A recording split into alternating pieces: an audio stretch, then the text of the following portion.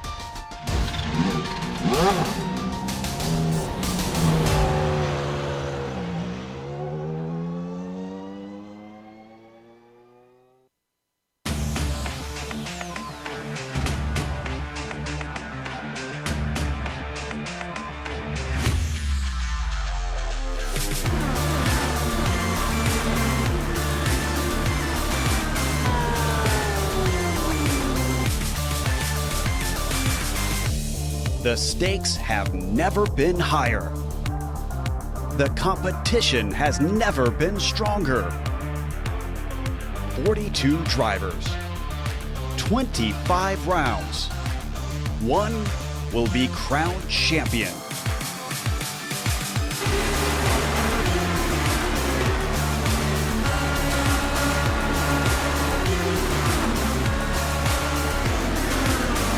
Competition. Commitment, excitement. This is Lionheart.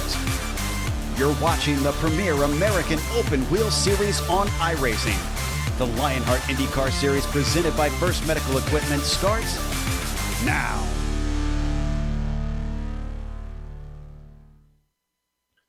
Sponsored by First Medical Equipment. Competition, commitment, excitement. This is Lionheart. Well, the milk has been drunk and Andrew Kinsella is a Lionheart Indy 500 champion.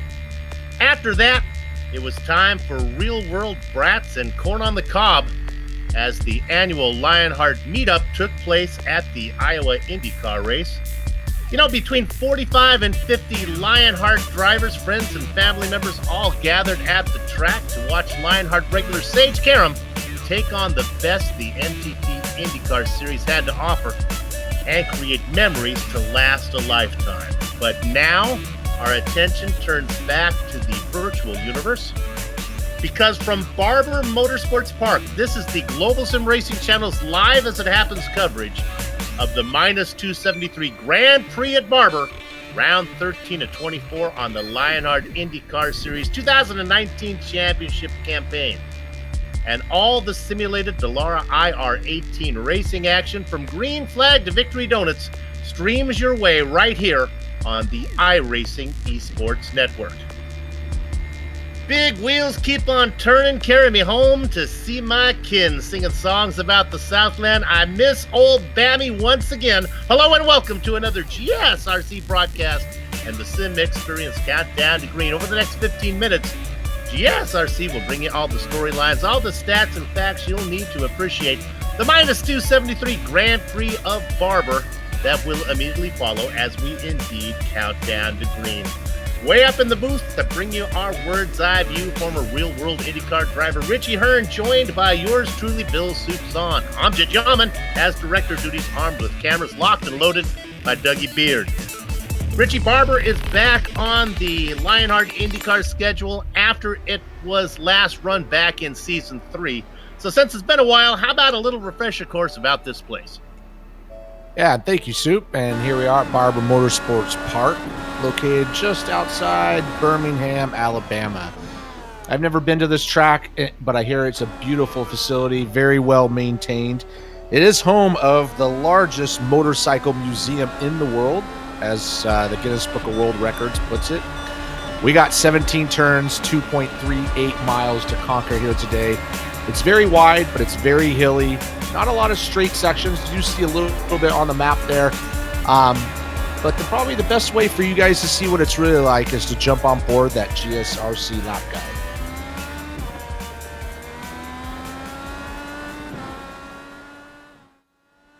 All right, we've got Liam Quinn in the GSRC IR18, so let's do a lap around Barber. Down into turn 1, it's surprisingly tough to get a pass on here, but also very easy to run wide. The track immediately swings back into the Alabama roller coaster, which is a long, multi-apex right-hander with plenty of elevation change. Get to the power confidently, and then you're going to be holding it flat out through the kink of 4. In Charlotte's Web, the track drops away from you drastically in the braking zone, so don't get too greedy when diving in. Bleed back onto the throttle, and now we head back towards Museum Corner.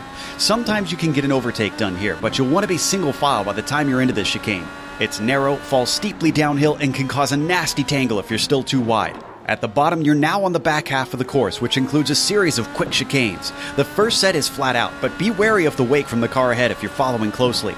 After that, there's 12 and 13, which takes you over a blind rise on entry, then a harsh compression, and suddenly another rise right as you're trying to find the power.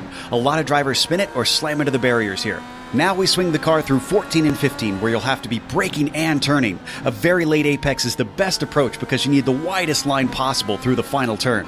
Avoid dipping your wheels in the grass on the exit, and hopefully you've now finished a lap around Barber.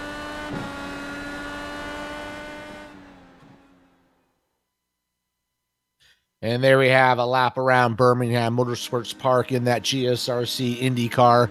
As you can see, it's very wide and flowing, but it does make it difficult to pass. A couple of key spots would be turn 1 and turn 5, but everywhere else you're kind of moving back and forth.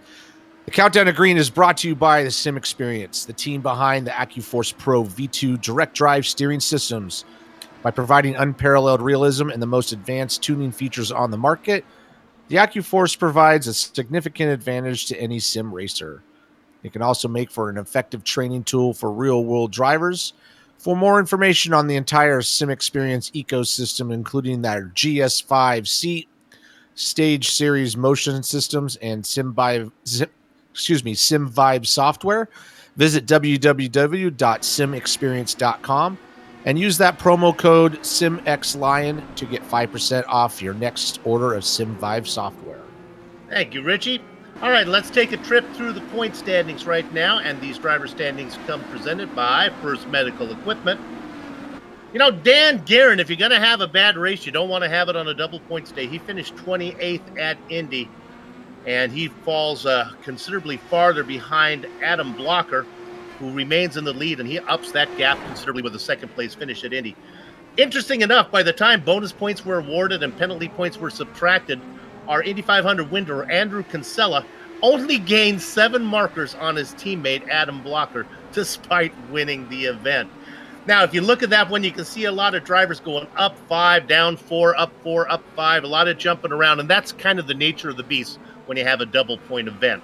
Things should settle down a little bit as we start to work into the back half of the season. Let's go ahead and look at the team championship here.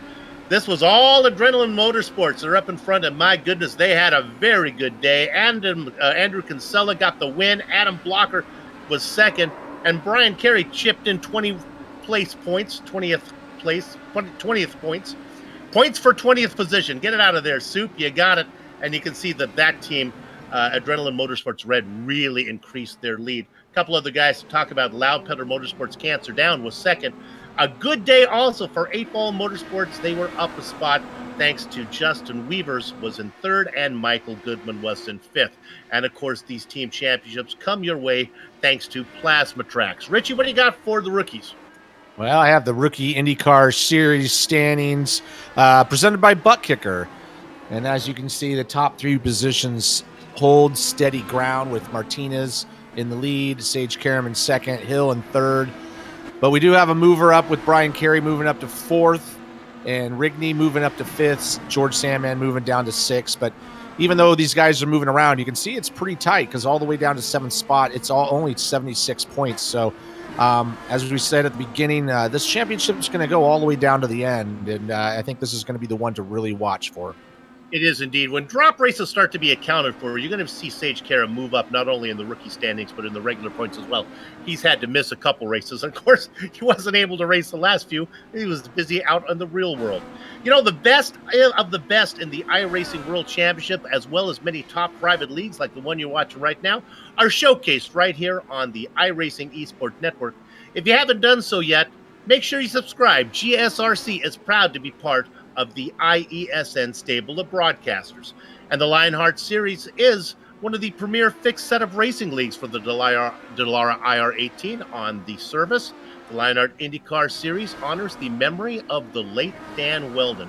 Additionally, this event is in particular honors the memory of former Lionhearter Patrick Taylor, tragically taken suddenly and much too early. The Lionheart community, GSRC, and IESN are thankful for this opportunity to express to the Taylor family that despite the passage of time, Patrick is still remembered. Now, Patrick was a big part of the Lionheart League. I can't help but wonder how he would feel about this next segment. The always informative and sometimes entertaining Professor Lugnut's Setup Corner. Professor, what do you got? Dieter, I honestly think the Steel Wheels tour was the Rolling Stones at their best. Oh, wheels! Oh, Soup, we're talking about wheels. Steering wheels specifically. You know, this season we've gone into depth about a lot of items on this car, the Dallara IR18. You know, one of the more important things of the car has very little to do with actually setting this car up, the mechanics of the car, if you will. It's the wheel, the steering wheel on this car. It's made by Cosworth Electronics. It gives the drivers basically all the information they need within a race to control the car, to make any adjustments that may be needed. Now, this is a fixed setup here in the Lionheart IndyCar Series, so they won't be making many adjustments from the wheel, but they have a real big amount of data that they can look at there. The wheel tells the drivers what the fuel map may be on the car. Again, really can't adjust that here, but where the weight jacker may be. Again, not something you really can adjust on a Lionheart IndyCar. Push to passes, though. It will allow them to keep track of that on the road courses when we have them. Lap time, gap to the car ahead and behind, what gear they're in, the speed, the RPMs, the fuel remaining, the number of laps to go, oil pressure, oil temperature, water temperature, fuel pressure. Do you get it? It's a bunch of stuff. All of this and more on a small 7-inch screen about the size of a small tablet. Now, in iRacing, the driver can toggle between two preset screens that give the driver this information in real time. However, in the real world, the wheel, the drivers design them. They're fully customizable.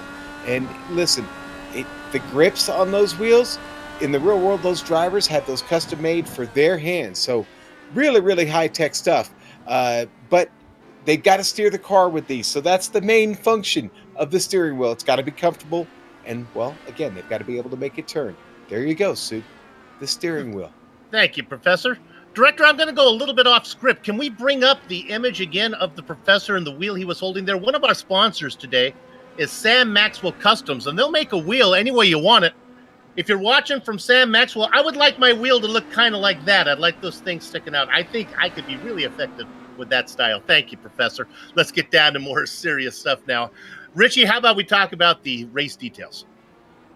Yeah, and these series details come to us thanks to Minus 273, the premier name in karting gloves. For more information on Minus 273's full line of gloves and apparel, visit www.273.biz.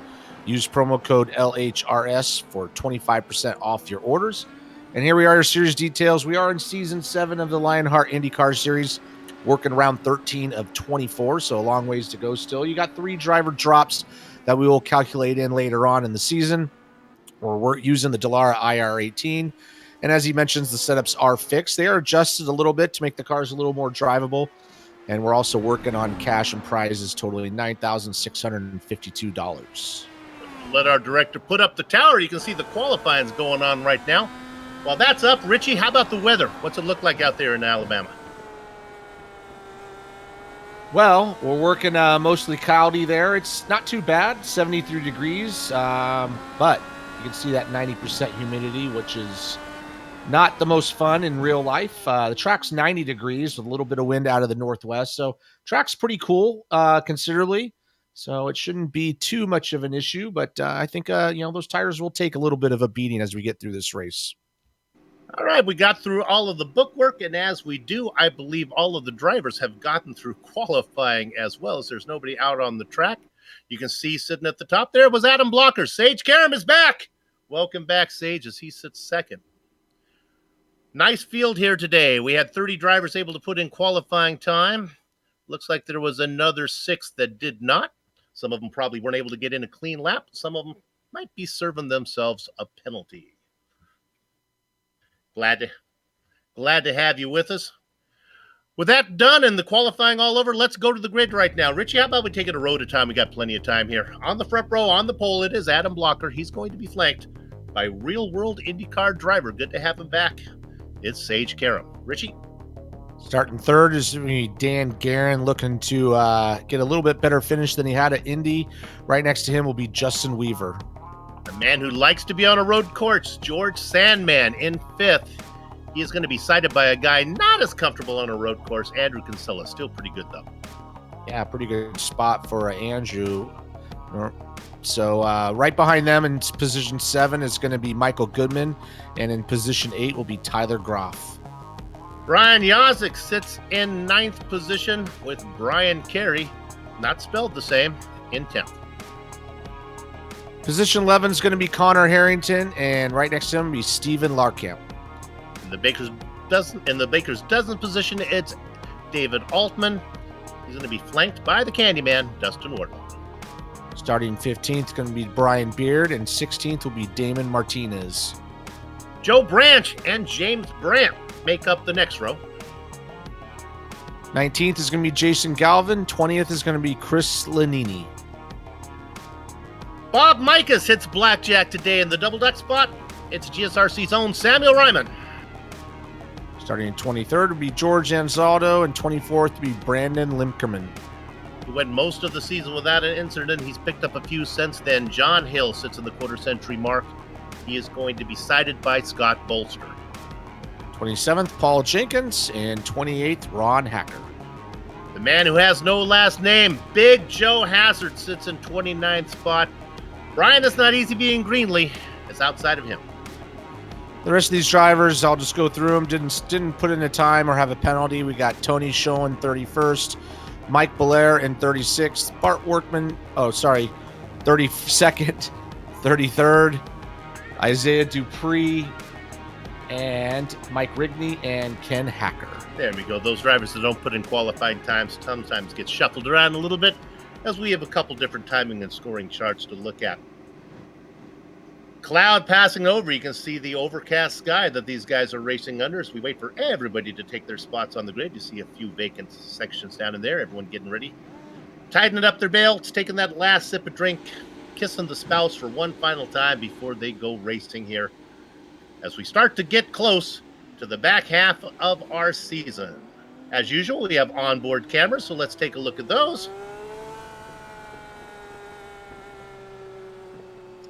Bob Mikas going to have one on board as he races in his number 17. He's racing with the Sam Maxwell custom onboard camera. Steering wheels for the serious sim racing enthusiast, SamMaxwellCustoms.com. Adam Blocker finished second last time out at Indianapolis. He's got one of the two -273 onboard cameras. Durable, breathable, lightweight racing gloves, www.-273.biz. And our other onboard camera is, again, another -273 machine. Don't forget to use promo code LHRS for 25% off your -273 order. And what better testimony to that product than to have my booth partner, a former real-world IndyCar driver, and owner of a pair of those gloves. You like those, Richie? Oh, yeah, I love them. And if I had a camera, I'd take a picture of them. They are super comfortable, and I recommend them for everybody. Outstanding. All right, the field works its way down into corner number 8 and 9. Called the corkscrew. Don't be confused. We are not at Laguna Seca. There is indeed a corkscrew here. Out of 9, they work their way up through 10 and 11, what we call the S's, heading down to the tunnel.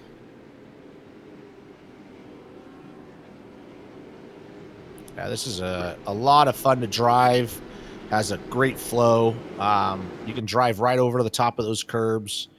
But it is busy, so there's not a lot of resting out there, so you're constantly moving back and forth, so it should be a pretty exciting race.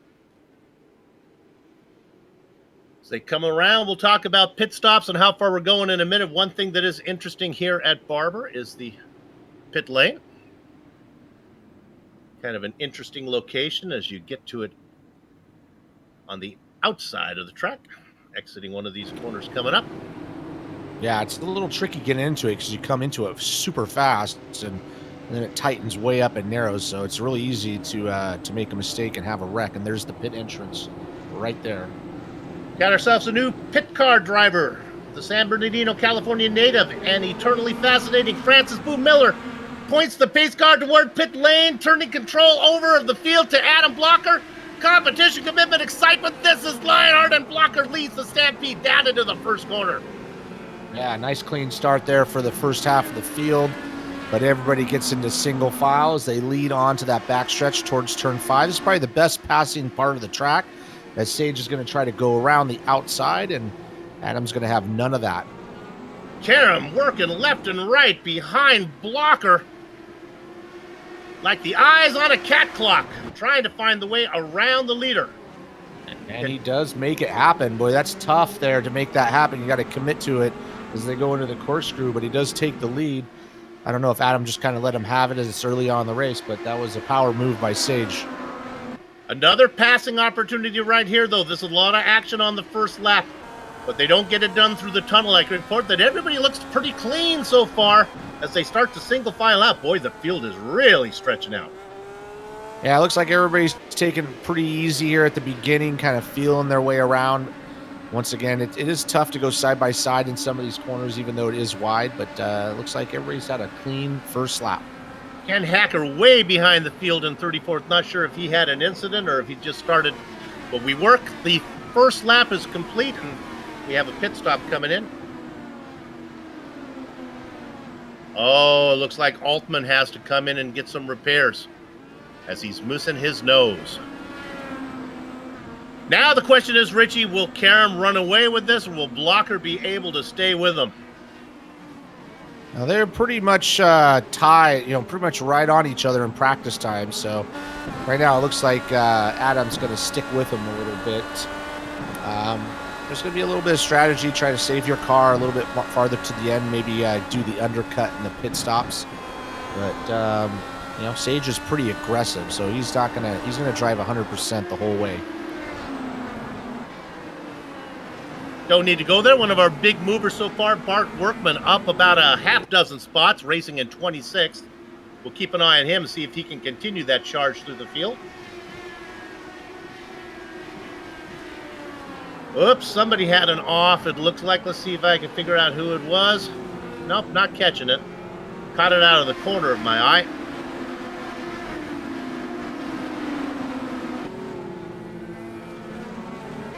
See that the spots are remaining pretty static. If you look at that tower there to the screen left, everybody pretty much holding position.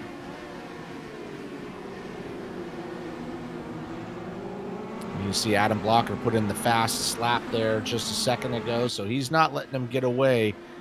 He's just going to let him do his thing and probably follow him around, but they are starting to gap themselves to Dan Guerin holding third spot, but they got a 1.5 second lead on him already. We look at the two leaders. They do begin to pull away. 1.8 seconds from Blocker back to Dandy Dan Guerin.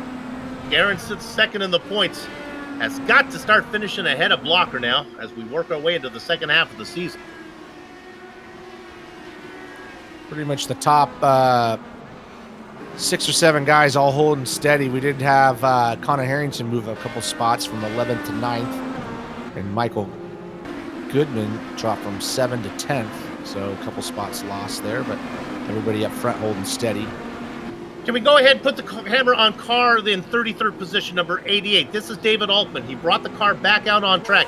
He is well off the pace right now, and everyone trying to go around him. This includes the driver that Richie was just talking about, Connor Harrington. It'll be fun to watch Connor work his way through the field. That's kind of what he does. Hopefully he can get there without a problem. But now Altman is really in it as he's got Michael Goodman and Stephen Larkin both hungry to get around. Yeah, I don't know if he's just trying to just get up to speed and let everybody by, but he is a little bit off the pace there. Went in for repairs. The pit crew sent him right back out in the thick of it. That's not fun. I've been there. Meanwhile, up front, those two leaders have Dan Guerin even more. It's almost 3 seconds, so it's really a two-horse race at the moment. And you can see behind them, Guerin's not even in the screen. Guerin has no pressure as well, as he's opened up about a minute, about a second on Weaver. Oh, we got a big problem. Tony Schowen involved in an incident. This is right out of the final corner. It was Isaiah Dupree. They're not going to be able to bury Isaiah in a Jewish cemetery because he got tattooed. Watch this car. Isaiah gets T-boned here. We look at Schowen. Isaiah's going to be parked. There he is. Oh, no, bam! Oh, wow, that's a big hit. That's a blind corner. Really tough corner as you're coming around there fully loaded on the left side, and you're kind of committed to that position. So as you can see on board here, he doesn't even see that car stopped until it's too late. That's when you're glad it's only sim racing with an SIM in front of the racing. Let's check back in on our leaders real quick. We're looking at them right now. We're riding on board with our point leader racing second on the track right now, Adam Blocker. Richie, we were wondering if Sage was going to be able to pull away. Yeah, he's not going to. No. He's not pulling away, and I have a feeling that Adam's just kind of cruising, maybe saving a little bit fuel in here and there. He's not really pushing the issue, but he's put in another fastest lap of the race, so he's able to keep that going. The other good battle is between George Sandman and Andrew Kinsella in 5th and 6th. There's a big gap between Weaver and Sandman. Sandman's got a whole train of cars with Andrew right behind him. He's been trying pretty hard to get by him. You see there the lap analysis between the two cars up front. Blocker getting the best of it. This is good right here. This is Andrew Have-A-Catch Kinsella. Coming off a win at Indy. George Sandman, we keep waiting for him to have one of those Sandman positions. Martinez has had a problem. He spun it all by himself and then just taps the rear wing on the wall right in front of Brian Beard and Dustin Wardlow. Yeah, unfortunately, he's going to have to sit there and wait for everybody to go by before he can continue, so he's going to go right to the back of the field. Doesn't look like he really did any damage, but he's going to be way back. I thought he might be able to get away with this one, but by the time the car looped around and then rolled back into the wall, he's going to pick up a little bit of damage. All right, if the drivers will cooperate and settle down a bit, let's go ahead and look at our race analysis, find out how far we're going, how far can we go, as we are racing here at Barber. There you see, 53 laps are scheduled. They can go 21, so we're looking at 21:42. Looks like a two-stop race here today, and I don't think we're going to have any questions about how many stops these guys are going to need to take. You can see the incidents and the disqualifications below that. So they, like you said, they usually fib on that a little bit. We'll see if it's 21 laps or 22 or 23. I think with the way this track plays out, where it's tough to pass, passing him in the pits is the easiest way. So I think if Adam can save a little bit more fuel, you have a little shorter pit stop, you might be able to jump Sage on that first pit stop. The good news for the commentators in the booth is that nobody's going to be able to stretch it into one spot. We're going to take a look at Brian Limpkeman. There's Brandon.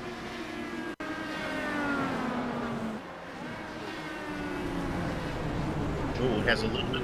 Hang on there as he almost got into Anzaldo. Goes over the sand trap, brings the car back out. Hopefully didn't get any undercarriage damage. That's that section where we had the other incident. Like I said, that's a tough part of the track because you're coming up there so fast and it's kind of blind and you're loaded up, and it's really easy to kind of miss the edge of the track there and just kind of wander out into the grass.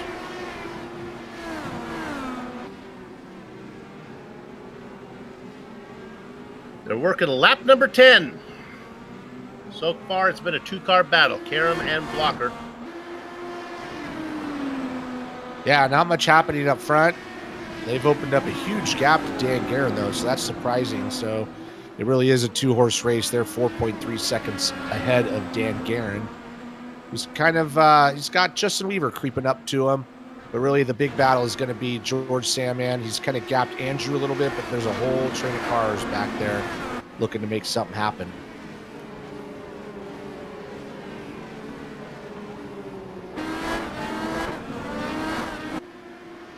Let's go ahead and check in. I've been talking about this driver. Let's go ahead and look at Bart Workman. I believe he is back in 22nd position. He is up 10 spots. Now, yeah, I know he didn't qualify, so this really doesn't count. But nevertheless, having a good run, and he is in the mix of it right now. He is on the back of Scott Bolster. John Hill watching on from the popcorn position as they battle for 21st. It's a 5-car train. The last 2 cars out there, Brian Greenlee and Paul Jenkins. Yeah, even though he didn't qualify, it's still a good move up 10 spots. He does have a group of cars, like you said, starting with John Hill, all behind him, looking to move up. It's nice battles there. Paul Jenkins, Brandon coming up there. We can afford to stay on this one a little bit as things are settling down up front. From what I can figure, I just don't think that Blocker's going to make a pass on Karam, even though he is so close. He can do it any time. He might sneak one in on us. Oh, let's go ahead and look at this one. This is Brian Carey. He might have missed his breaking point, was closing in on Bob Mikas. Kind of had a Spartacus moment, sacrificed himself, put it in the beach. Yeah, I think he had a lot of distance between him and Mikas. I think he just got a little bit aggressive going in there. I don't think he lost a position. Didn't lose the position, but he definitely has some damage on that rear wing.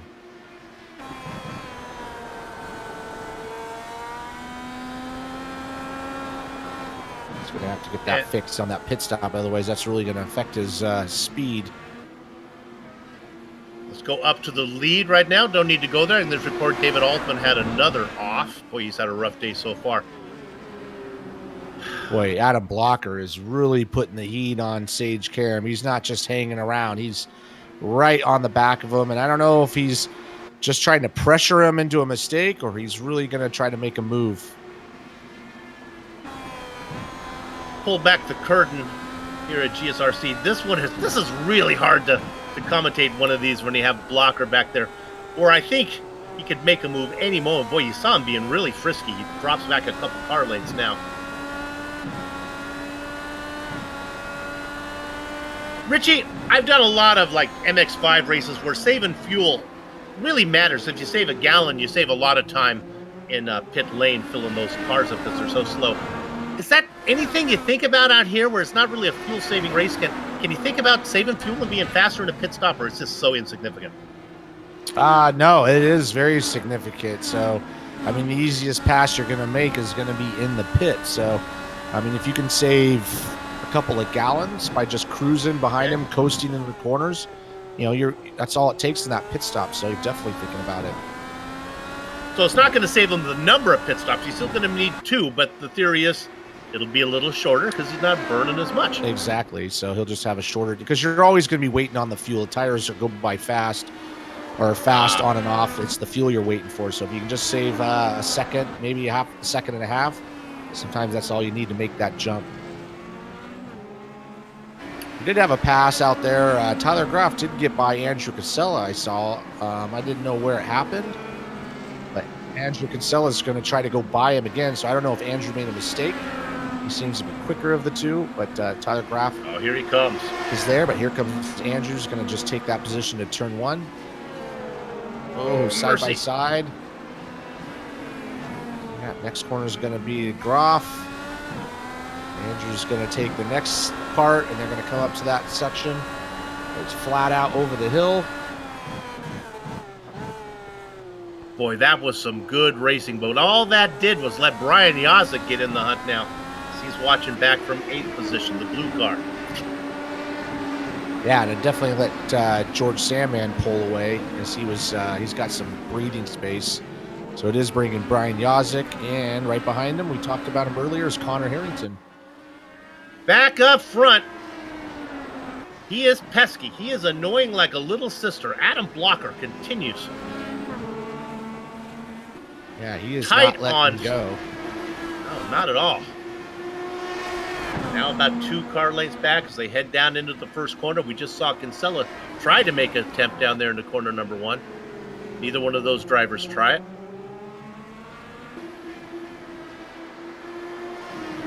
I'll tell you. Blocker on Karam tighter than a new pair of shoes on a rainy day. Your points leader looking the way around Sage Karam. I don't think we're going to see anything change unless unless Sage makes a mistake, and then we'll see what happens on that pit stop.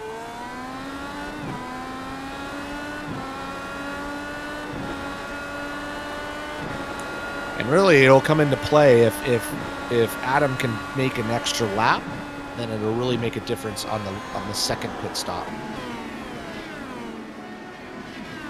Director, let's go back to 19th again. Check back in on this bolster workman battle that we've been watching. Bart has not been able to get around Scott. John Hill, Brian Greenlee, continue watch on. Brandon Limkeman in the mix as well. Uh-oh. There's Bolster going wide. Does he open the door for Workman?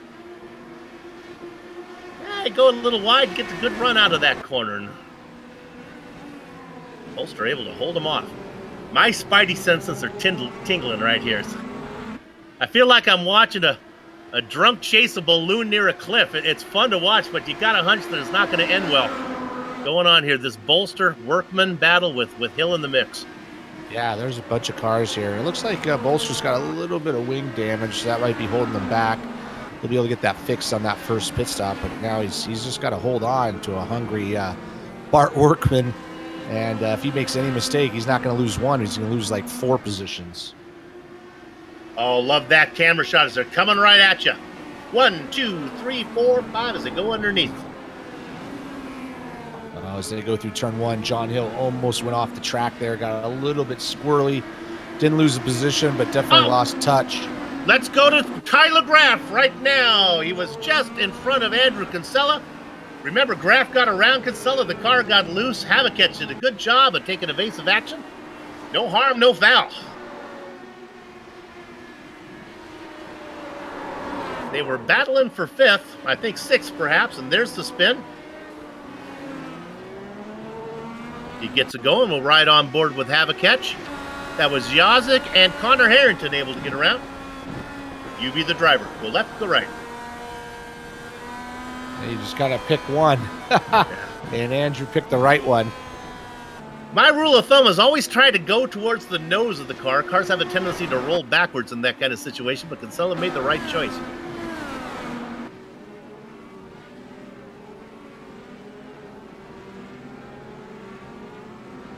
And we have a pit stop from Kerry. Don't know if this is scheduled. It could be at the front of the window. Yeah, it looks like he's coming in. Maybe he couldn't handle that rear wing, get that thing fixed. Yeah, another driver who took a stop was our Bakerfield driver, Jason Galvin. I think that was a scheduled stop again. I think he's counting backwards. Take a look at this replay here with oh my goodness, that's James Brand who had the spin. Boy, yeah, I'm watching Adam Blocker and Sage Karam. He couldn't get any closer to him. Oh, he just ran into the back of Sage. No harm, no foul, but he definitely hit him in the back. Inches away.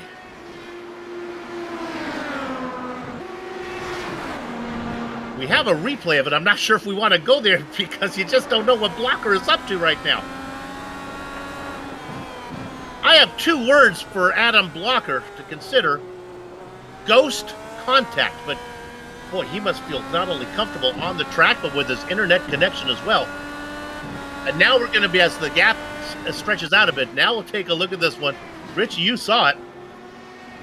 Yeah, they just came into that corkscrew area as they're coming in right there, and I was just watching them get closer and closer, and you can see he just runs into the back of him right there and just kind of gets him sideways. They keep going, but, man, Adam is not giving him any space.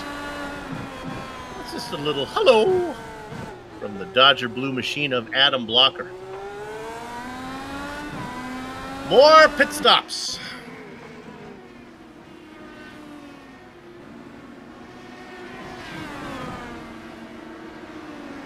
The top 12 have not come in. Larkamp makes a stop. Tyler Groff making a stop right now. Let's go back up to the lead. Uh-oh. Blocker. Oh, look at this. Sage is coming in. No! Oh! He missed it. He went That's into exactly what I was talking talking about. Remember, I said you come in a little fast and it tightens up. Fortunately, he's going to be able to get that front wing fixed, but it's going to take a little bit longer on that pit stop. He's going to lose the lead definitely, but here's kind of what I was pointing out. You come through this corner so fast, and then you can't get it slowed down, and you'll see it. It's a 90-degree corner there. You ask yourself, why is Adam Blocker being so annoying? Why is he putting the pressure on Caramel? Rich, you got to figure that Sage was thinking, I got to get in and out. This has got to be a good pit stop. I cannot waste any time or I'm going to get passed. And I think it cost him, as we see everyone starting to make stops now. Yeah, and Sage lost a position to Dan Guerin, I believe. Comes out just in front of Justin Weaver.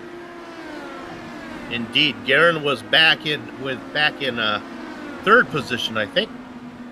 Yeah, came into the pits and just beat him out, where Sage had to wait for that front wing to get fixed. So that's definitely going to open the door for Adam Blocker. He stays out for another lap, so all he's got to do is run clean, have a clean stop, and he's going to jump right into the lead. Also staying out is his adrenaline teammate, Andrew Kinsella. Oh, Andrew's in now. No, now he's in. It was his long time getting to the... Yep, Andrew's going to be in. Pretty standard stop. Adam's still continuing on. Dan Guerin will inherit second place after these round of pit stops here. Yeah, I think you're probably right, unless Blocker has a horrible stop. Yeah, unless Adam really screws it up, he's going to come out definitely in the lead and have a little bit of cushion as well, because they already had a 6 second gap on Dan before that incident. All right, Blocker should be coming in this time. Oh, he has to actually look now. They are side by side down pit lane. Look at Brandon Limkeman, knows what's going on as he slows down and lets the leader go by. Nicely done, Brandon. He had Blocker to the inside. Limkeman had to get to his pit box first. Blocker is in. Yep, clean stop. Service getting done. Dan Guerin. Oh, Sage Karam is going by Dan Guerin at the moment. Right at pit entrance. And Adam Blocker is out. So put Sage back into second, but he's got quite a bit of gap. Yeah, he gets some.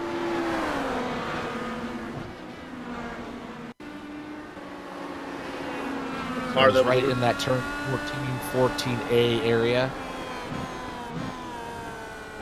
And just kind of takes the inside. Clean pass. I think Dan knows that Sage is faster than him, so didn't fight him too hard about it. And poor Brandon Limkeman, you saw him in pit lane side by side with Blocker. Well, he came out with Blocker right in the mix of everything. He took a really wide angle, kind of took it through the beach just to get away from everybody. Good job from Limkeman right now. Curious to see what the gap is now going to be between Adam Blocker and Sage Karam there.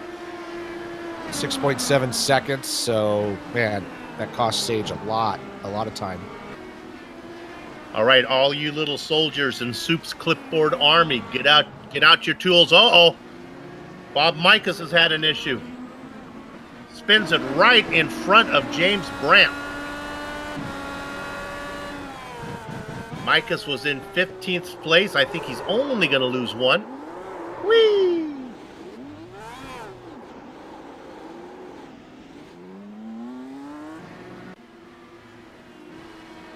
So 6 points. Somebody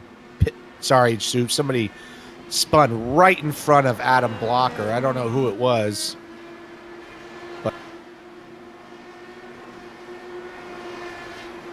Yeah, they are spinning left and right. I wonder if maybe the pit stops are having some issues, as we had a spin out there from Bart Workman. 6.7 seconds, all you little soldiers. Mark that down on your clipboard. That's the interval between Blocker and Karam after the pit stop. I think Blocker was faster. Yeah, I think so too. He had no problem.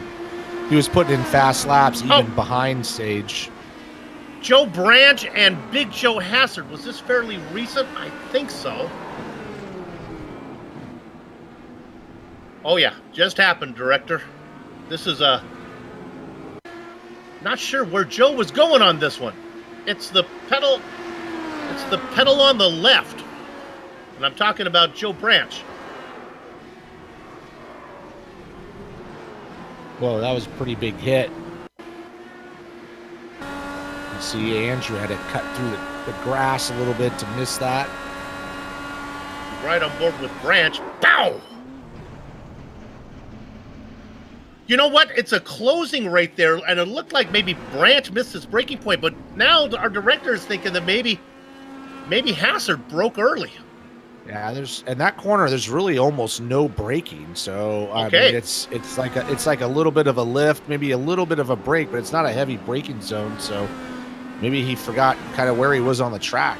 That's a really fast section. Meanwhile, Adam Blocker going through all his traffic. He's lost some time to Sage. Sage has closed it up to 5.2. So he's not giving up. He's pushing hard. Indeed, but all the work that Blocker had to do getting around Jason Galvin and Scott Bolster, well, he's got that in his rearview mirror now, but that lays ahead of Sage Karam.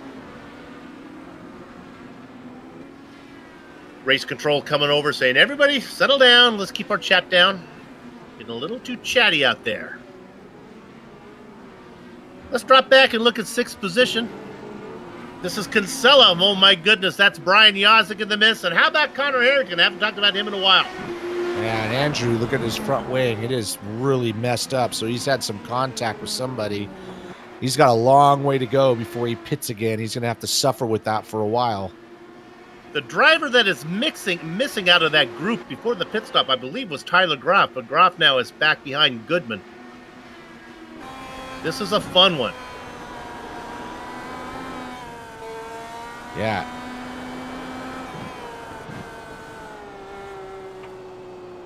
And we look here.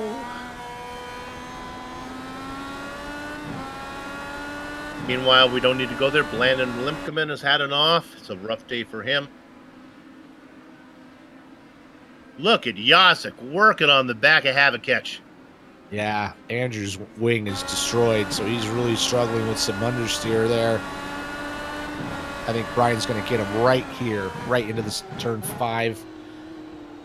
And they've got Connor Harrington right behind him trying to take that position as well. Harrington started in 11th, up 3 spots.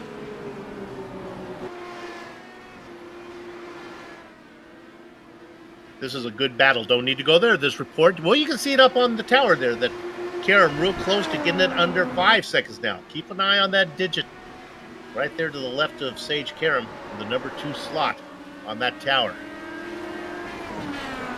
Yeah, I just think a little bit of traffic catching them at the right time. Their last laps were almost exactly the same, 106.4s.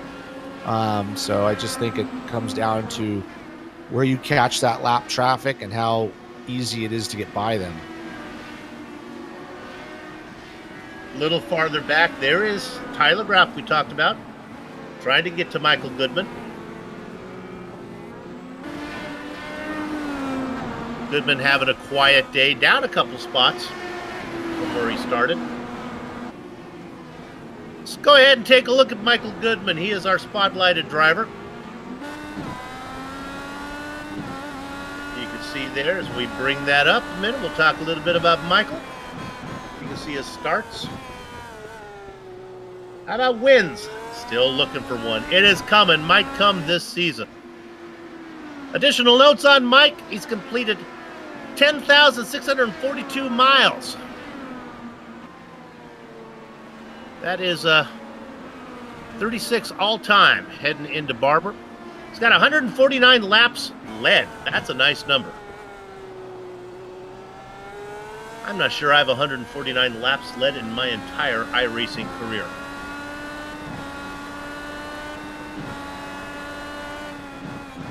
Congratulations for Michael Goodman surviving the pressure of the spotlight. Let's go to 4th position. This is Dan Garrett. Oh, Connor Harrington had an issue.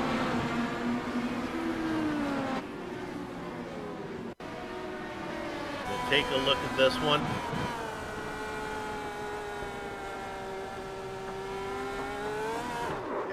He gets the left side. Nice save. Yeah, very nice save. Just lost some track position. Lost a couple of spots there.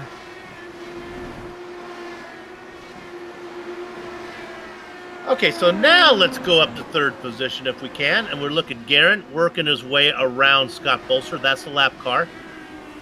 When we were last here, this was a little closer. Weaver was back in behind. Weaver now working on Bolster as well. That might slow Weaver down a little bit. That could let, well, that's Jason Galvin back there. He's in 21st position. He's in a battle with Bolster. So 2 sets of cars on different agendas.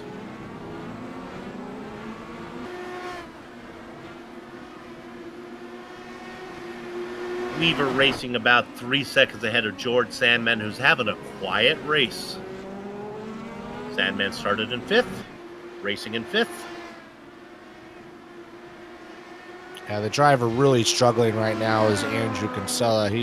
Brian Yazik has passed him, opened up 3 seconds. And right now, Kinsella's got Goodman, Groff, Larkamp, Connor Harrington all creeping up to him. So he's really struggling with that front wing, and he's got a long ways to go before he has to change it. Meanwhile, up front, Adams opened up that gap again to about 5.7 seconds. So, kind of going back and forth depending on the lap traffic. My director just gives me a note. I have 145 laps led in my iRacing career.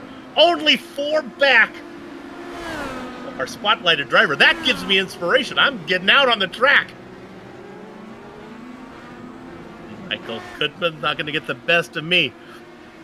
I want to talk about the top 5. 1, 2, 3, 4, 5. That's how they grid up. Blocker, Karam, Garin, Weaver, and Sandman. That's how they race right now.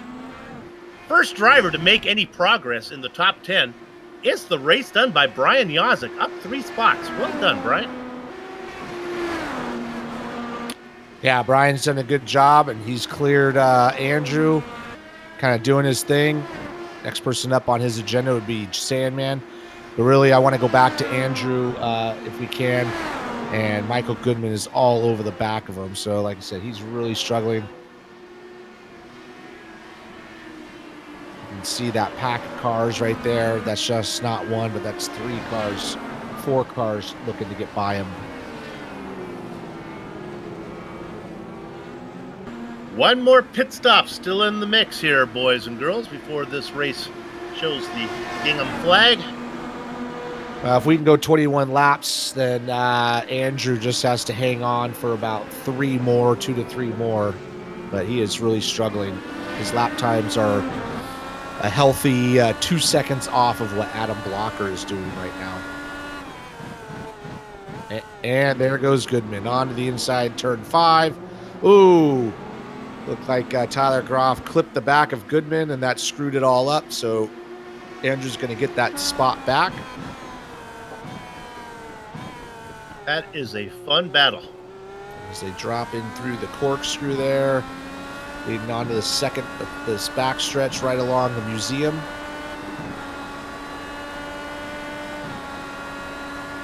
What makes this interesting is maybe the fastest driver out of all of them, Connor Harrington, is back 5th in line back there. He's recovering from that spin. Ooh, Tyler Graff got hit just a little bit by Steven Larkamp. These guys are really driving hard. Here comes Connor Harrington on. Looks like he's going to go by Steven Larkamp, and he does. Tries to hold that position in turn 1.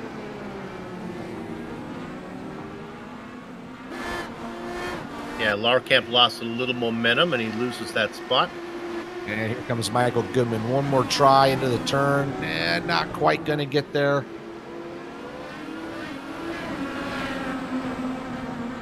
That's going to hold him up. Here comes Tyler Groff, going to try to make a move on Goodman into this real tricky section, the corkscrew.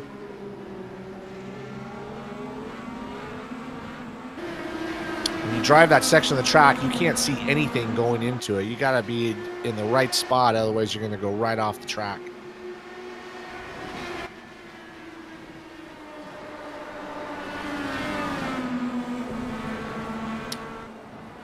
Director, let's go back, touch real quick on 12th position, real quick. Haven't talked about these guys. A couple of guys in the battle, Brian Beard and the Candyman Dustin Wardlow. Wardlow closing in as they go through the final corner.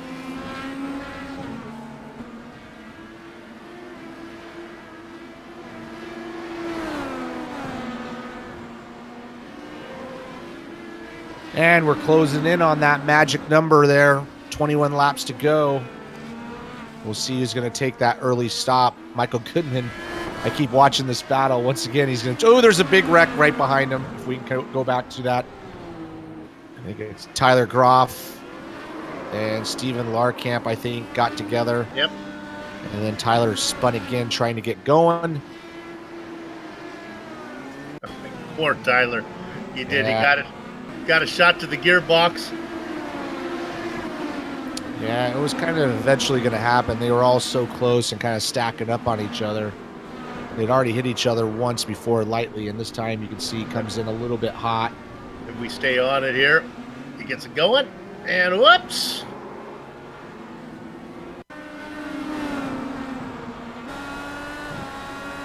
All right, Adam's going to stay out one more lap, or Andrew's going to stay out one more lap. And he's got Connor Harrington. Connor Harrington's basically back to where he was before he made that mistake earlier.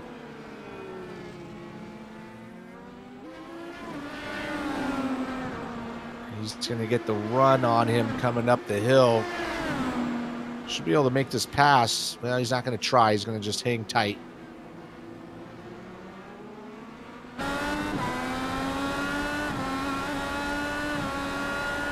Don't need to go up here, but Adam Blocker's opened up an almost 6-second gap now on Sage Karam, so he's just holding steady. Everybody's staying out for another lap. Who will be our first taker?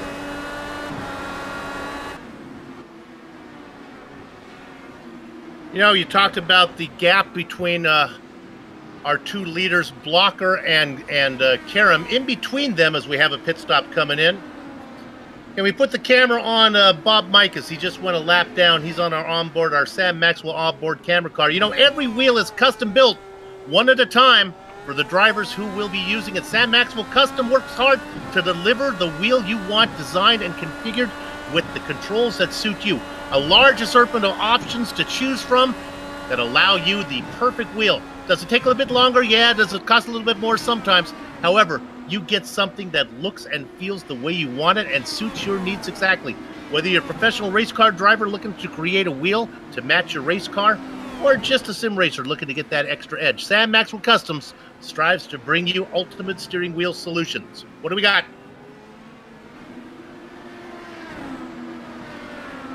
Did he just go all the way through the pit stop? I missed that. I think Steven Larkamp missed his stall and Oh my. had to keep going because you can't reverse. And now we look at fourth position.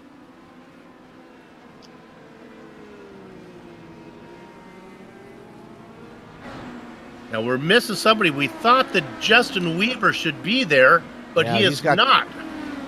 He's got some damage on his front wing, so he has definitely had an incident. It happened right at the end of this lap.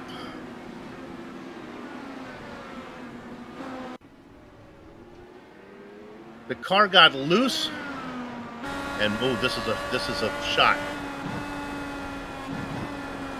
Coming up here. Looks like just a single car incident. Yep. Yep, there he goes. Hits the wall, wrecks the front wing. Fortunately, he can come in and fix that. Andrew Kinsella has just come in, fixed his front wing. He's going to get back out there. Sage Karam is in the pits. So once again, he's coming in. He's coming clean this time, though. He didn't make that mistake twice. But he's coming in before Adam Blocker. And this is kind of where I was talking about, Adam saving that fuel, going a little bit longer. He's going to have a shorter pit stop when he does come in. So Karam, really the first of our front runners to take 2 stops. Larkamp took 1, but he'll have some issues with repairs. Yeah, Larkamp actually missed his stall, so he has to come back in. And now the Moby Dickey's machine comes in after he had his incident. That was funny. The director and I were both going to the battle between Weaver and Sandman. When we got there, Weaver wasn't there. Yeah, that's spin. So, Adam's going around one more time. Sage Karam is back on track. Dan Guerin inherits second place. He's going. Oh no! Sage Karam. He was right behind Brian Carey. Didn't hit anything. Going around him was Scott Bolster, Bart Workman, Samuel Ryman. Those weren't for positions. Karam comes right back out on track ahead of Michael Goodman. So Karam, after bouncing it off the pit lane wall and now another spin, he's still doing relatively well. Sandman makes his stop. Yeah, Sage has got to worry about Dan Guerin at this point. So he's lost a lot of track space. Dan hasn't taken his pits or his second stop. So when Dan does come in, that will be the clue or the key to see where that ends up being on the racetrack. I tell you, Blocker had 2 cars in front of him, Brandt and Rigney. They both made a stop. Let me correct myself. And it was Brandt and Lark. Is in. Oh, Dan Guerin did exactly what Sage did coming into the pits. He missed the turn, hit the wall. Sure did. He's going to be able to fix the car, but it's going to cost him the time in the pits fixing that front wing. All that advantage is going to be gone. Man, this was a good hit, too. Just exactly what Sage did on that first pit stop. Once again, you're coming in fast here, trying to make up that time, and it sneaks up on you.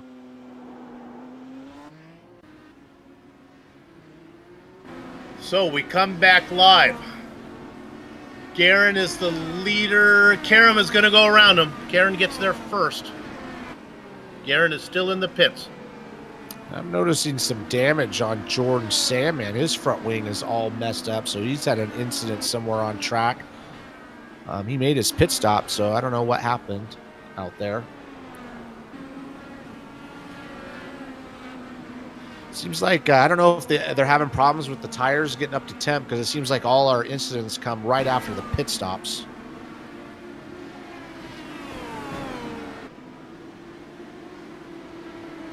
Chris Lanini making a stop.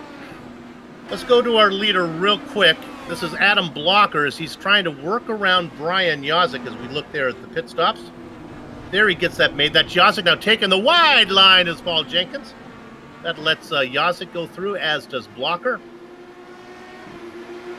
Blocker's got a big enough cushion now, especially with another mistake from Karam and then Guerin putting it in the wall.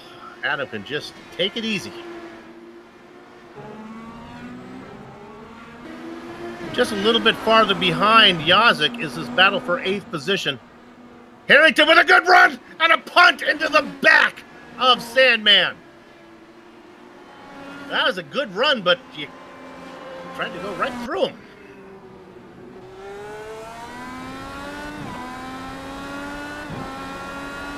I guess this depends on your point of view, whether one car going too fast, one car going too slow.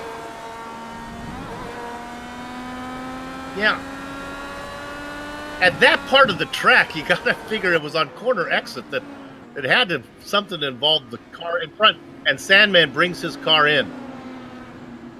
Yeah, he's got a lot of damage to that front of the car. He's going to have to get it fixed. Meanwhile, Adam Blocker still is out there. You talked about Sandman having trouble. That probably explains why he was so off the pace there. Caught Harrington by surprise. So a third stop for the Sandman. Still waiting for a second stop from our point leader and race leader, Adam Blocker.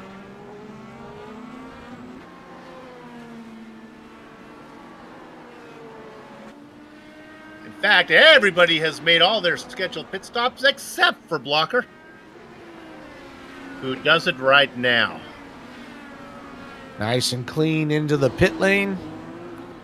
All he has to do is stop in his box, get back out, and the race is pretty much going to be his. Sage Karam literally a half lap behind. Yeah, and he did get back by Dan Guerin after Dan had to make that repair. It might not have been as close as I thought it was, but definitely didn't help. Blocker in. And then earlier we talked about Larkamp missing his pit stall. He actually had to have a drive-through penalty, so that's why he had to come in for that extra stop. And Blocker is back out in front with about an 8-second lead. Let's call it 9.5 over Karam. Yeah, all he's got to do is stay clean, get through the lap traffic clean. Sage is not going to be able to catch him. They're both running about the same lap times once they're up to full song. Guerin doing a good job running in third after his bad run at Indy, so he'll be happy with those points. Let's go to Sage Karam just about 20 seconds ago. He did a little Danny Sullivan. Let's see if our director can find it. It was this lap. Yep, this is it coming up. This is fun. Whee! That'll get you some good style points.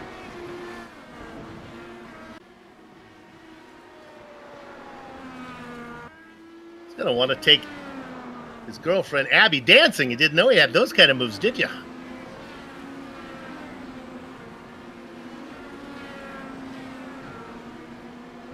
Looking back in 7th position.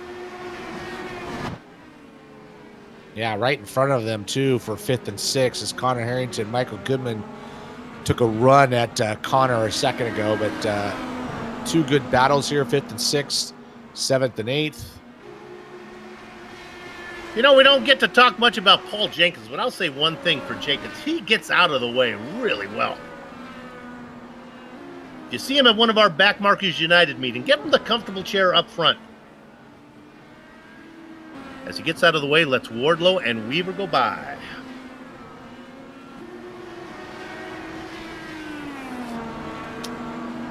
Justin Wardlow.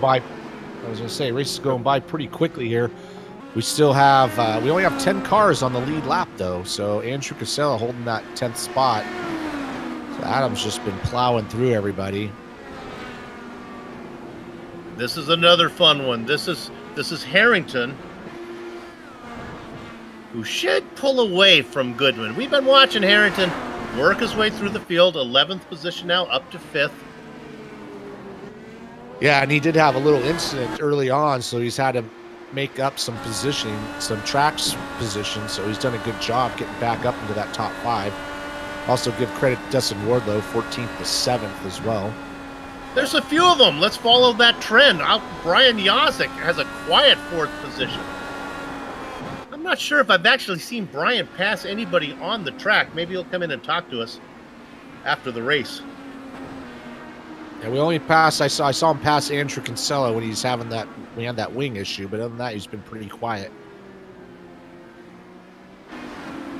Sleepy Lanini up 9 spots as well. 10 cars on the lead lap. The last one being Andrew Kinsella. Adrenaline Motorsports Red bookending the lead lap cars with Blocker in front and Andrew Kinsella in 10th.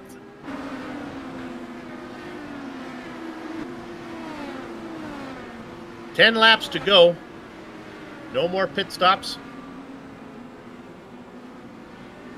Let's find ourselves some type of story to talk about here, something we can look at. We look at the intervals. That Wardlow-Weaver battle it's been kind of fun to watch. In 7th spot, I think Wardlow might be faster. What's interesting is it's only about 2 seconds up to the Harrington-Goodman battle. So those guys race back there. Yeah, got another battle here. Back in 14th spot with James Branch, Damon Martinez, and Samuel Ryman doing a good job up to 16th from 22nd position, even though they're a lap down. These guys have been nose to tail for a while, watching them a little bit. Well, that includes our top rookie, Damon Martinez, although he's going to have to up his game now that Sage is back. We're looking to get pretty good points here today. And then right behind them, not too far away, Bob Micah's trying to hold off Tyler Graff and George Salmon coming back with a clean front wing, trying to make up some time that he lost. These two guys are a little bit faster than Bob Makis, but Bob's doing a good job holding them off at the moment. Yeah, let's look at this. Is a fun one because you got Micah's, then you got two big names back here. You got Tyler Graff and also George Sandman. Both of these guys are probably faster than the Von Hansen's meat machine right now. They work around John Hill. Oh, this is getting messy. Hill in a battle with Ron Hacker for 25th.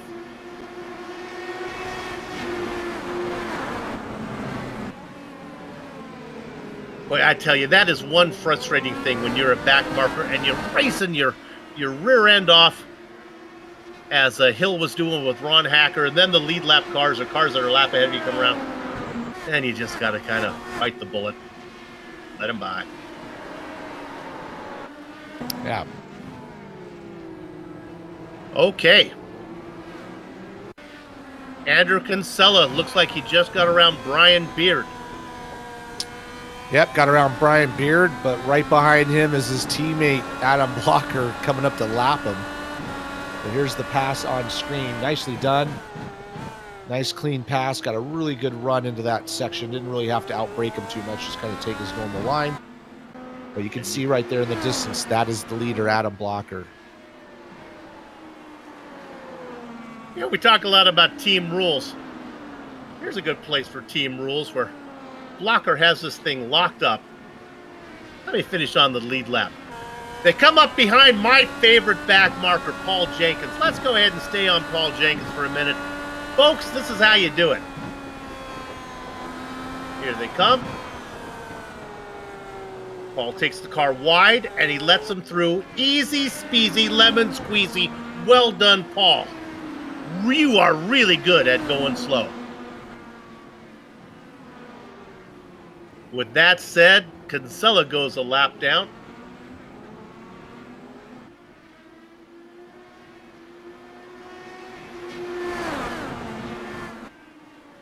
I offer that comment to Jenkins out of respect, not out of sounded like an insult, but it really wasn't. Come on, we're a brotherhood, baby. We know. He knows.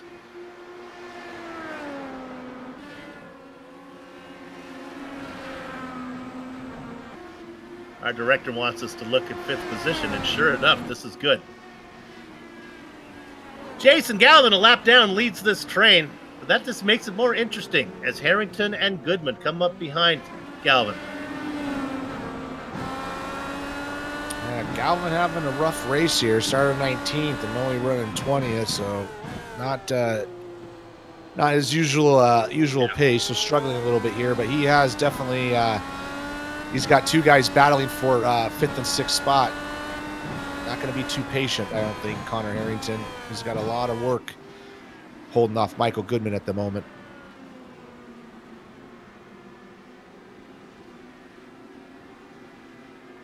And then right behind them, Dustin Wardlow and Justin Weaver still battling it out hard for that 7th and 8th spot. Talk about Michael Goodman. He's got one of our onboard cameras for minus 273. Let me give a quick plug to them. You know about their gloves. It's an interesting leading gloves. They are super lightweight and durable, made out of breathable poly spandex. Whether you're a kart or sim racer, minus 273 gives you control to reach victory lane. For more information, minus 273 full line of gloves and apparel. Visit minus273.biz. Hey, they got a promo code LHRS for 25% off your order. Right now, see those gloves right there? Goodman's wearing them. You saw that onboard camera. Sage, Karam now. His day is done, and it's a violent ending. Oh, no. He was running an easy second spot and just overdrive the car a little bit and loses it onto the front stretch and a huge hit. There's no coming back from that. So that's unfortunate for the championship because he was looking to start moving up. Promote Dan Garrett up to second now. Yeah, that's a big, big hit right there. Got some air time.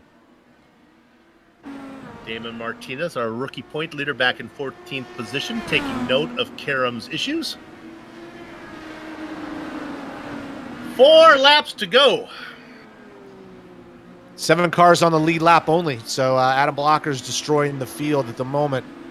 He's got a healthy 41-second gap on Dan Guerin. That is almost, it's only a minute 5 seconds around, so he's only 20 seconds behind of lapping him. Let's go to 4th right now because those 4 drivers, 4th, 5th, 6th, and 7th, are about to be lapped right now. They're having fun. Harrington just got around the lapped car of Jason Galvin. Galvin gets out of the way now, and he lets the final car through of Justin Weaver. The other 2 cars that got through are Michael Goodman and Wardlow. So I set the stage for you. Harrington in 4th, Goodman in 5th, Wardlow in 6th, Weaver in 7th. It won't be long until Adam Blocker gets there. Not sure if Adam's going to get there, to be truthful. Good racing. Best battle on the track right now, especially with Karam having issues. Guerin in 2nd, Brian Yasek with the quietest podium finish you'll ever see from a driver. Well done, Brian. Luckily, Yasek is never short for words, so when he comes in to talk to us, we'll find out everything that happened during his race. And on screen, you might have seen that Adam Blocker has put in the fastest lap of the race with only 3 to go, so he's not giving up. He is in a one hell of a rhythm at the moment. And that is truly salt in the wound to the rest of these drivers out there. Whose car are we on? Well, just look at that wing. It's Connor Harrington. See, viewers, I asked you that question so you can answer it. Yeah, this battle's pretty tight here. I've been watching Connor. He's sliding that thing around. I mean, he's driving it with everything he's got. Michael Goodman has him in his sights, but he has to worry about Wardlow and Weaver as well. So it's a pretty tight battle for that 4th position. One mistake, and you're going to lose a few spots that you've worked hard to earn. There is one element to keep in mind that we just don't know about, and that is the dreaded push to pass. We have no idea who's got what left here. Boy, this is a fun battle, though, as they race nose to tail, nose to tail, nose to tail, nose. Getting out of the way, Mike Rigney lets all 4 cars go by. Well done, Michael.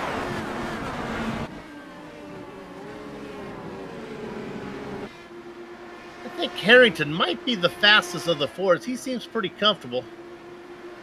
Yeah, he's able to pull out a little bit of a gap. He'll make like little mistakes every now and then and get a little sideways and kind of bring it back, but he's definitely got the faster car. Yeah, I'm not sure if these guys aren't lined up in order of speed right now, and the reason they are so close is sometimes they run up on the back of traffic. Dustin Wardlow trying to make me a liar as he continues to work on Michael Goodman as they head down into the first corner. Right behind these guys, going across the line right now, is our leader, Adam Blocker, and he sees the white flag. As he works through corner number 3. 13 more corners for Blocker before he picks up another win and increases his lead to Dan Guerin. Boy, Guerin doing all that he can, finishing 2nd, except beating Blocker. Oh no! Connor Harrington just blew the corkscrew, jumped through it. He still holds in front of these guys, but he just went airborne. Yeah. Now he's got Michael Goodman. We have time to stay on this one. I'm surprised he didn't get a slowdown penalty, but he did not. He goes off the grass again. Holy moly!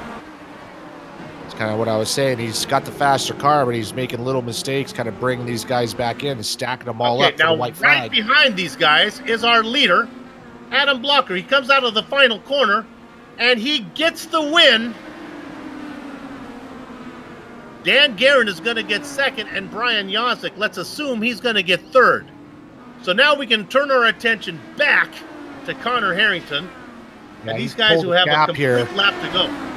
Yeah, he's pulled a gap. Dustin Wardlow just got in the back of Michael Goodman a little bit and kind of pushed him sideways. So Connor Harrington's got this made as long as he doesn't make a mistake. The battle's going to be between Goodman, Wardlow, and Weaver.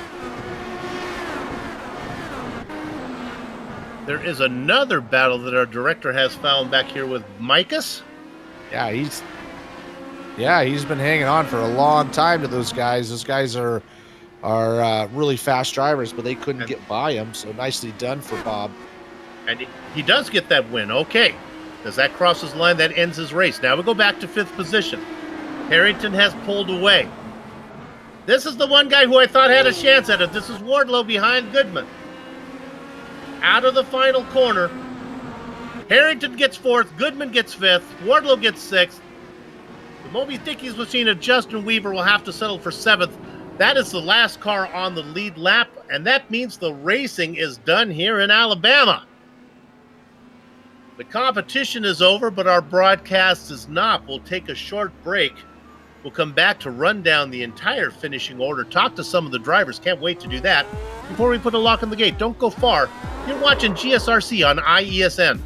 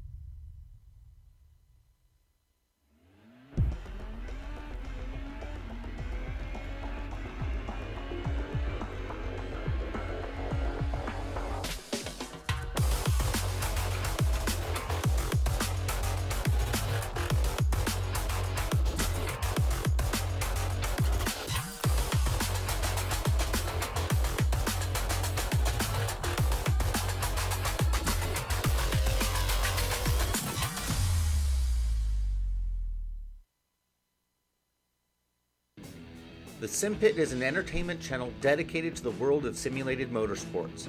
The Sim Pit is a leader in providing the sim racing community with news, reviews, interviews, DIY pieces, and instructional videos to make sim racing a better experience for all.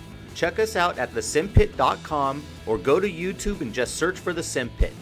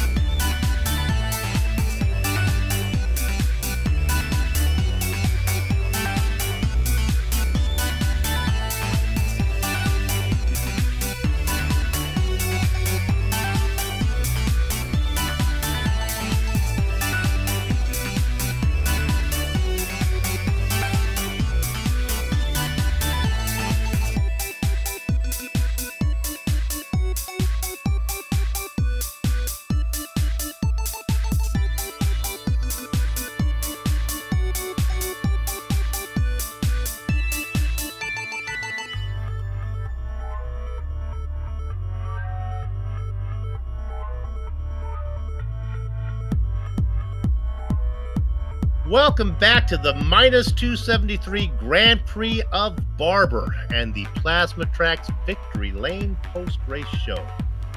Hey, if you're like me and you got that person that you're struggling to find something for that just seems to have everything, I've got the website for you. Plasma-tracks.com not only produces original racetrack wall art, Motorsports trophy home decor and Motorsports fabrications are also available. I can tell you right now, as I'm going to ad-lib a bit, they came up with a trophy to give as they had their meeting. You know, everyone met in Iowa for this big meeting. They made themselves, for Justin Weaver, came home with the championship trophy for what they called, what was the game? Was it cornhole they were playing? He won the championship of some type of game, won it in a rainstorm. It was very good. Anyway, the trophy that he got came from plasma-tracks.com. So as I go off script, it's not just wall art, it's all sorts of stuff you can get made, like motor auto parts or all sorts of stuff they can do. I don't know. Check them out. As I never should go off script. I'm telling you, it's where you want to go. So here's the important thing you want to know. LRS 2019, that gets you 25% off your order. Okay, thank you very much. Now let's go to 100% of the finishing order of the minus 273 Grand Prix of Barber. Adam Blocker is your winner. Dan Guerin was second. Brian Yasick was third. A really quiet finish for Yasick. Connor Harrington, boy, that was exciting. He comes home ahead of Michael Goodman, Dustin Wardlow, and Justin Weaver. Those are the only 7 cars on the lead lap. The first 3 cars, 1 lap round, have to catch Kinsella Andrew in 7th, Brian Beard, and Chris Lanini. Richie? Yep, coming home in 11th spot be Steven Larkamp. Brian Carey in 12th. Damon Martinez, kind of a quiet night for him as well, 13th. James Brandt, 14th. Samuel Ryman doing a good job from 22nd to 15th. Bob Mikas, great job holding off these last 2 guys. He finished 16th. And Tyler Groff, George Sandman, 17th, 18th. Jason Galvin, 19th. And Bart Workman in 20th. Maybe you're having a blackjack tournament at your house. You want a trophy for that? Plasma-tracks.com. Talking about blackjack, well, John Hill finished in the 21st position. Scott Bolster in the double duck spot. 23rd, 24th, 25th, Ron Hacker, Mike Rigney, and Paul Jenkins. Hey, Paul, nicely done. 3 laps down. 26th was Brandon Limkeman. George Anzaldo. Sage Karam was up in front, was racing in second. Looked like it was his until he put it in the wall on the front straight. Brian Is Not Easy being Greenlee and Big Joe Hassard go 30th and 31st. Joe Branch is in the mix back there as well. David Altman, Isaiah Dupree, Tony Showen, Ken Hacker, and I think that's the end of the drivers that actually took the grid. All right, with that horrible plug read for Plasma Tracks out of the way, I can't tell you how much I do appreciate their work. Check them out at plasma-tracks.com. We're going to talk to our race winner. It is Adam Blocker. Adam, well done. Let's go to the early part of the race. My gosh, you were annoying on the back of that kid. Yeah, first, I put in a really good lap to get pole. I was really proud with that. And then, Sage just, I got kind of bad run through turn 2 on the first lap, kind of lost the rear a little bit and checked me up, and then defended on the inside of Charlotte's Web, and then Sage ended up making a really good pass around the outside of Museum Corner. I definitely didn't think he was going to make that stick, but I gave him room because I thought I had a little pace advantage, or even if I didn't, basically at that point, whoever has pace advantage, in my opinion, was going to win. So then the first stint, I was a little bit faster, and so I was all over the back of him the whole time, but it's Barber, so really you have to have a major pace advantage to be able to pass. Ultimately, I mean, it's a game of patience. I was just going to wait. I was happy to wait for the pit cycle because normally I'm better on fuel than most people, so I was planning on going an extra lap and jumping him in the stops, and then, obviously I was going to take a chance if I got it, though, and I got close a few times, so just trying to pressure him into a mistake. He did really good not to make a mistake because I was inches off of his rear wing several times. But, then stayed out a couple extra laps and jumped him. I don't know how he got so far back, 7 seconds. But, from there, he applied pressure in the second stint. Went from like 5 second gap the whole time, and getting through traffic was tough. But, and then it was pretty much cruising at the end of the race. So, yeah. If that pressure you put on him, that put him in the outside wall during pit entry. That's where he picked up that time. That's a tricky pit entry. Yeah, for sure. I mean, just like the rest of the track, it's technical, and the weird thing is coming into that last right left on the regular track, there's no braking markers really. It's hard to get a reference point for where to brake, and the same goes for pit lane, and it's even trickier because you only do it, like once or twice a race. So, and you can gain so much time on the pit end that it's really tempting to push it hard. So, yeah, I definitely made sure to practice pit end more than normal for this track. So, because I knew it'd be important. Get you out here on this question. The reason you could go farther, you had the pace with Karam, so it's not like you were going any slower. Is it because you were behind him, saving fuel? Does that make you get that extra lap, or are you just smooth? That definitely helped a little bit, just because I think typically I was getting like 3.25 mpg in clean air, and I was getting like 3.35 in dirty air. But I think I could have done 20 laps anyway because I don't really trail brake that much, so that normally means I'm pretty good on fuel. I kind of let the car roll through the corner and get on the power early. Compared to like guys like my teammate Kinsella is always like much worse on fuel economy, just like when he's pushing than I am, just because he trail brakes well into the corner. That was a great answer. I love learning stuff. That was really cool. Thanks for that, Adam. Hey, congratulations on another win. You pick up a few more points on Garen. He did all he could. He finished the second. Good luck down the rest of the way. Yeah, you did a good job to finish second. Unfortunately, not as many points as I hoped, but I'll definitely take the win. See you guys at Month.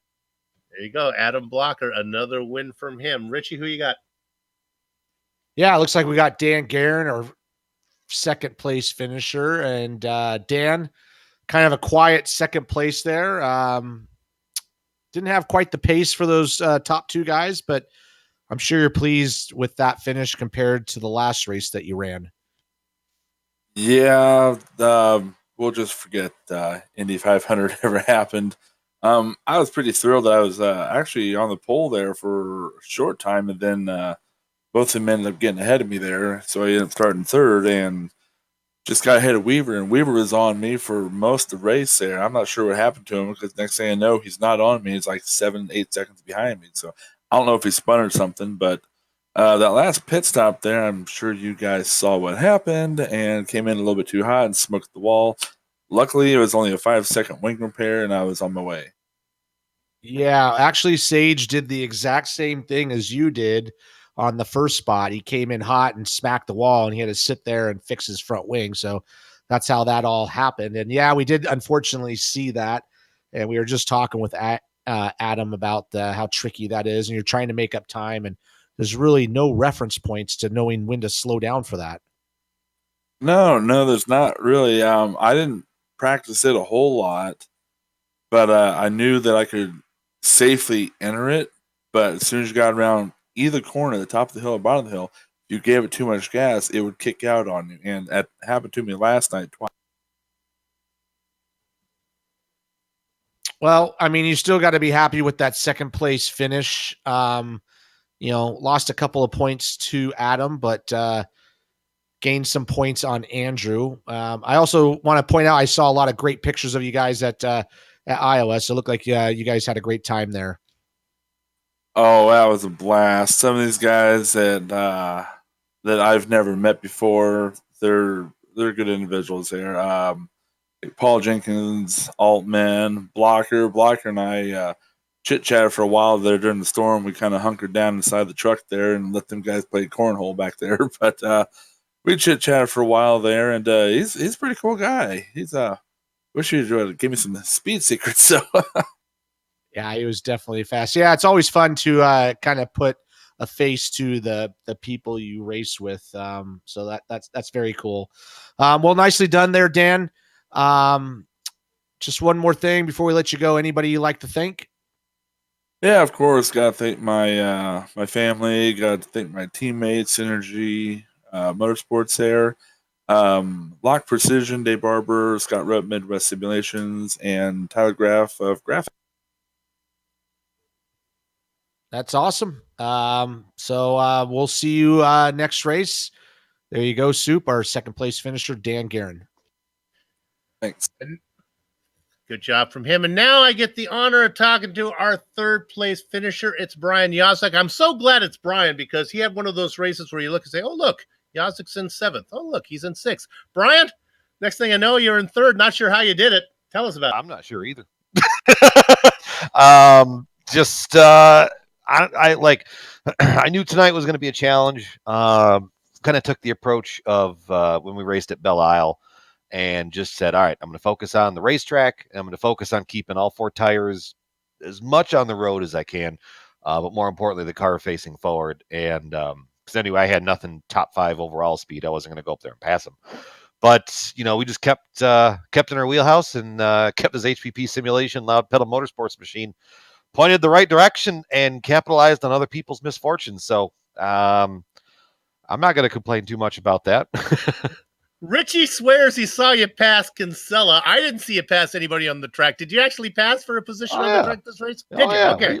We had the setup was funny because I felt like the setup would kind of pick and choose what it wanted to do. Like sometimes it would oversteer and sometimes it would understeer and kind of stuff like that. I was running a lot of front brake, and I'm a heavy braker with these big HPP pedals, underneath my feet. Anyway, so I had a lot of front brake dialed into it, and I was working on something. I found something on Tuesday night. A good way to pass people into I called it the spider web corner because there's that big old metal spider out there. No, I caught Kinsella a couple spots. I was passing some lap cars and stuff like that. So we were able to get where we needed to be. I figured you passed some lap cars. All right, man. Congratulations on the win. If you don't love a Brian Yazek interview, there's something wrong with you guys. Well to go, Brian. Congratulations. Absolutely. Thanks for hanging out. I'm going to be here the rest of the year now, so that's going to be cool. I started a new job back in April, so that's why I've been here and not there and stuff like that. But we'll be here and see if we can't get back into the top 10 in points and keep these loud pedal motorsport guys going forward. I feel bad for Jason. Feel great for Chris. He was 10th. He snuck in there like an assassin. Feel bad for Jason. He probably had top 5, top 10 speed, and just luck didn't go his way, and he's going to blame me for it because it was something I told him to do, and he ended up spinning out because of it. So, oh well, take some blame. All right. Congratulations on the podium. Good luck the rest of the way. Glad to see you back in the series full time. Absolutely. Thank you. Brian Yazek, our 3rd place finisher today. I think that's going to wrap it up for us here on the Global Sim Racing Channel on the IESN. So with that said, let's go ahead and thank some people that made this possible. How about First Medical Equipment? They've been the source of medical supplies and equipment in the Burlington, Iowa area for years because of their superior commitment to provide the absolute best in product quality and customer service. Mr. Hearn? Sim Experience, the team behind the AccuForce Pro V2 direct drive steering systems. By providing unparalleled realism and the most advanced tuning features on the market, the AccuForce provides a significant advantage to any sim racer. It can also make for an effective training tool for real-world drivers. For more information on the entire Sim Experience ecosystem, including their GS5 seat, stage, series motion systems, and Sim5 software, visit www.simexperience.com. They also have a promo code here, SimXLion, to get 5% off Sim5 software. And now I'm going to talk about the Butt Kicker. Their products add instant immersion to any game. Unlike a subwoofer that moves air and loses accuracy and force, Butt Kicker products move actual mass, producing a haptic immersion that's powerful and accurate. Butt Kicker products add that missing drive-to-car connection, bringing more realism and immersion to your sessions. See all the family of Butt Kicker products at thebuttkicker.com. Use this promo code. It's Lion25 to get 25% off your order. To contact any of the sponsors you see on the screen right now, go to LionheartRacingSeries.com, click on 2018 sponsors, read or scroll to the bottom where you can click on the company logo. The iconic original music that lets your ears alert your eyes. You're watching a GSRC production comes courtesy of June Lalonde. See the screen for how to contact her. On the screen now are just some of the company's equipment and software that made this broadcast possible. The Lionheart IndyCar Series returns in 4 weeks, August 21st, for round 14 from Monza. That'll be interesting. GSRC and IESN will be there to bring you all the action. We hope you join us. Sliding across your screen right now like a fried egg on a well-greased Teflon pan are some of our upcoming broadcasts, so check those out and mark them down on your calendar. As I look at that, apparently they don't slide. I've been saying sliding forever. They fade in and out. Let's get that out of the script. Keep going, Soup. If you'd like more information about GSRC, including a complete list of future broadcasts, you can find those at globalsimracingchannel.com. We're also on Twitter at GSR Channel, Facebook at Global Sim Racing Channel, and Instagram at GSRC_Graham. And while you're here, if you haven't done so yet, well, you're not here. Go on over to our YouTube page and hit our big red button so you can become a YouTube subscriber of GSRC. Finally, on behalf of the entire crew, that would be Richie, Jed, and Dougie, I'd like to thank, and don't forget the professor and Marianne. I'd like to thank all of you for watching, as we did see Adam Blocker pick up another win here in the -273 Grand Prix of Barber. With that said, we're off to have fun, storm the castle. So until next time, race clean, race hard, and we'll see you on the track.